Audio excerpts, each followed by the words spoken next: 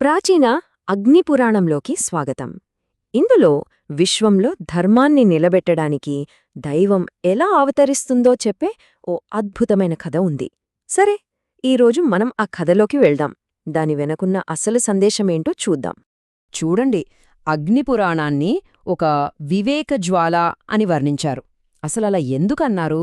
ఎందుకంటే ఈ విశ్వమంతా ఎలా నడుస్తోందో చెప్పే ఒక ముఖ్యమైన సూత్రం గురించి ఇది మనకు చెబుతుంది. ఇంతకీ ఏంటా సూత్రం?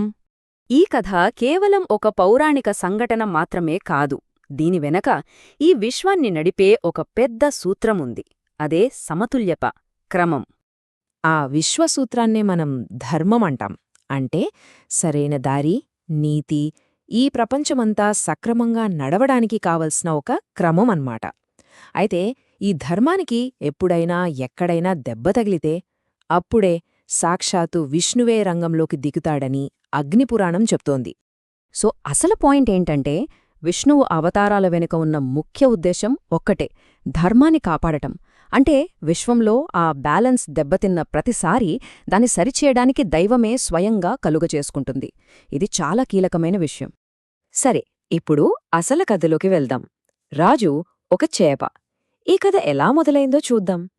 ఇది ఎప్పుడో మొదటి యుగంలో, అంటే సత్యుగంలో జరిగింది. ఓ భక్తిపరుడైన రాజు ఉన్నాడు. అతని జీవితంలోకి ఓ ఊహించని అద్భుతం ప్రవేశించింది. ఓ రోజు ఆ రాజు నదిలో తన పూర్వీకులకు తర్పణం ఇస్తున్నాడు. అంటే నీటినే అర్పిస్తున్నాడు. సరిగ్గా అప్పుడే అతని దోసిలిలోకి ఒక చిన్న చాప వచ్చి పడింది. ఆశ్చర్యమేంటంటే ఆ చిన్న చాప మాట్లాడింది. తనని వదిలి వెయ్యొద్దని బ్రతిమాలింది. రాజుకి దయ కలిగింది. ఆ చేప మాటని గౌరవించాడు. కాని ఇక్కడే అసలు వింత మొదలైంది. మొదట దోసిలిలో పట్టిన ఆ చేపను ఒక కుండలో వేశాడు. అది వెంటనే ఆ కుండంతా పెరిగింది. సరే అని ఒక చెరువులోకి మార్చాడు. చూస్తుండగానే ఆ చెరువు కూడా దానికి సరిపోలేదు. దాని పెరుగుదల ఆగట్లేదు. ఇది చూసి రాజుకి నోట మాట రాలేదు. ఇలా అసాధారణంగా పెరిగిపోతుంటే రాజుకి మెల్లుగా ఒకటర్థమైంది.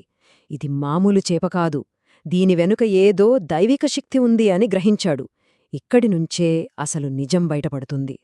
ఇలా పెరిగిపోతున్న చేపను చూసి రాజు మదిలో ఒకటే ప్రశ్న: ఇది సాధారణ జీవి కాకపోతే మరి ఎవరు? ఈ అసాధ్యమైన పెరుగుదల అది ఏదో దైవానికి సంబంధించినదని స్పష్టంగా చెప్తోంది. అప్పుడు ఆ రహస్యం వీడింది. ఆ చేప మరెవ్వరో కాదు, సాక్షాత్తు విష్ణుమూర్తే. ఆయనే మత్స్యరూపంలో, అంటే చేపరూపంలో అవతరించారు. అలా తన నిజస్వరూపం చూపించి మత్స్యావతారం తన ఉద్దేశ్యాన్ని ప్రకటించింది. ఏంటంటే, రజా, నేను ఈ సృష్టిని, అలాగే పవిత్ర గ్రంథాలైన వేదాలను కాపాడటానికే వచ్చాను అని. ఒక్కసారి ఈ మార్పుని గమనిస్తే ఎంత అద్భుతంగా ఉందో కదా! ఎక్కడో నదిలో కనిపించిన ఓ చిన్న చేప ఇప్పుడు ఈ విశ్వాన్నే కాపాడే సంరక్షకుడిగా మారింది.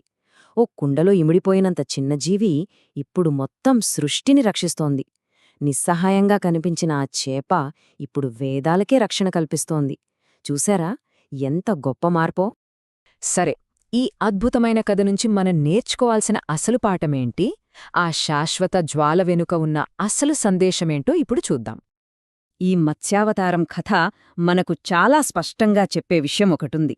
ఎప్పుడైతే ధర్మం దెబ్బతింటుందో, నీతి ప్రమాదంలో పడుతుందో, అప్పుడు దైవమే స్వయంగా సహాయమందిస్తుంది. ఇది పురాణాల్లో పదే పదే కనిపించే ఒక ముఖ్యమైన ఇతివృత్తం. అగ్నిపురాణం చివర్లో ఈ రక్షించే శక్తి గురించి ఎంత గొప్పగా చెప్పిందో చూడండి. ఆయనే సృష్టిని కాపాడే జ్వాల, వెలుగు చీకటి అనేవాటికి అతీతమైన శాశ్వత సత్యం. అంటే ఆ దైవిక శక్తి అనేది ఎప్పుడూ ఉంటుంది. అది స్థిరమైనది, మార్పు లేనిది అని అర్థం. ఇది మనందర్నీ ఆలోచింపజేసే ఒక ప్రశ్నను మిగిల్చింది. దైవమనేది ఒక చిన్న చేప రూపంలో కూడా కనిపించగలిగితే, మరి మనం వెతికే సత్యం, మనం కోరుకునే జ్ఞానం మనకు ఎక్కడా, ఎలాంటి రూపాల్లో కనిపిస్తాయి? బహుశా మనం ఊహించని అతి చిన్న విషయాల్లో కూడా గొప్ప సత్యాలు దాగి ఉంటాయేమో. ఆలోచించండి.